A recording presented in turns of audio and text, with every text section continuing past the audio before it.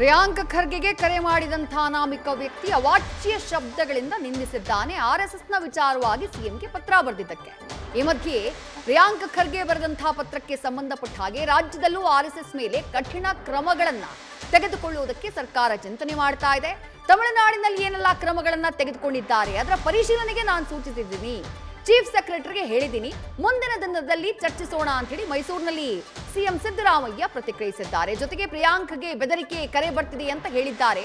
ಹಾಕಿದ್ಯಾರು, ಆ ಬಗ್ಗೆಯೂ ಕೂಡ ಕ್ರಮ ಆಗತ್ತೆ ಅಂತ ತಿಳಿಸಿದ್ದಾರೆ.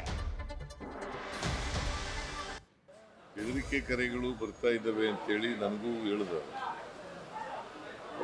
ಪ್ರಿಯಾಂಕರ್ಗೆ. ಈಗ ಬೆದರಿಕೆ ಯಾರು ಕೊಡ್ತಾ ಇರೋದು?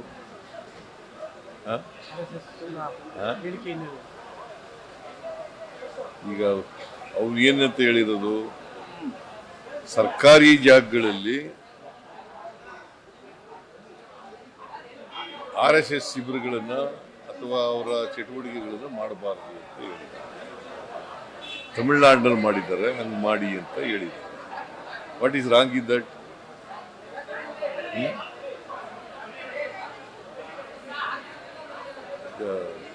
ಸರ್ಕಾರಿ ಜಾಗ ನಾನು ನೋಡಿ ತಮಿಳುನಾಡಿನದು ತರ ಕೇಳ್ತೀನಿ ಚೀಫ್ ಸೆಕ್ರೆಟರಿ.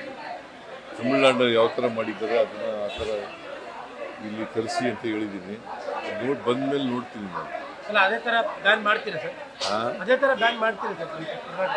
ಬಂದು ನೋಡ್ಬೇಕಲ್ಲ ಮೊದಲು ಯಾವ ಥರ ಮಾಡಿದ್ದಾರೆ ಅಂತ ಗೊತ್ತಿಲ್ಲ ನನಗೆ. ತಮಿಳುನಾಡಿನಲ್ಲಿ ಏನು ಮಾಡಿದ್ದಾರೆ, ಅಲ್ಲಿ ಚೀಫ್ ಮಿನಿಸ್ಟರು, ಅಲ್ಲಿ ಸರ್ಕಾರ, ಅದನ್ನು ನೋಡ್ತೀನಿ. ಇವ್ರಿಗೆ ಪ್ರಿಯಾಂಕ್ ಖರ್ಗೆಗೆ ಏನೇನು ಪ್ರೊಟೆಕ್ಷನ್ ಕೊಡಬೇಕು ಅವೆಲ್ಲ ಕೊಡ್ತೀವಿ. ಒಬ್ಬ ಕ್ಯಾಬಿನೆಟ್ ದರ್ಜೆ ಮಿನಿಸ್ಟ್ರಿಗೆ ಬೆದರಿಕೆ ಹಾಕೋ ಲೆವೆಲಿಗೆ ಬಂದಿದೆ. ಈಗ ಈ ದುಷ್ಟಶಕ್ತಿಗಳಿದಾವಲ್ಲ, ದುಷ್ಟಶಕ್ತಿಗಳು ಯಾವಾಗಲೂ ಇಂಚೆನೇ ಕೆಲಸ ಮಾಡೋದು. ಅವ್ರ ಬೆದರಿಕೆಗಳಿಗೆಲ್ಲ ಎದುರಲ್ಲ ಇವರು. ಬಟ್ ಆ ಪತ್ರ ಸೀರಿಯಸ್ ತಗೊಂಡು ಆ ಪತ್ರನ ಸೀರಿಯಸ್ ಅಟೆಂಪ್ಟ್ ಮಾಡ್ತಾ ಇದ್ದಾರೆ. ಯಾವುದು ಆಕ್ಷನ್ ಮಾಡೋ ವಿಚಾರ ನಾನು ಚೀಫ್ ಸೆಕ್ರೆಟರಿಗೆ ಹೇಳಿದ್ದೀನಿ. ತಮಿಳುನಾಡಿನಲ್ಲಿ ಯಾವ ಥರ ಮಾಡಿದ್ದಾರೆ ಅದನ್ನು ತರಿಸಿ ಅದನ್ನು ರಿಪೋರ್ಟ್ ತಗೊಳ್ಳಿ ಅಂತ ಹೇಳಿದ್ದೀನಿ. ನ್ಯೂಸ್ ಫಸ್ಟ್ ನಿರ್ಭೀತಿಯಿಂದ ನಿಮ್ಮ ಪರವಾಗಿ.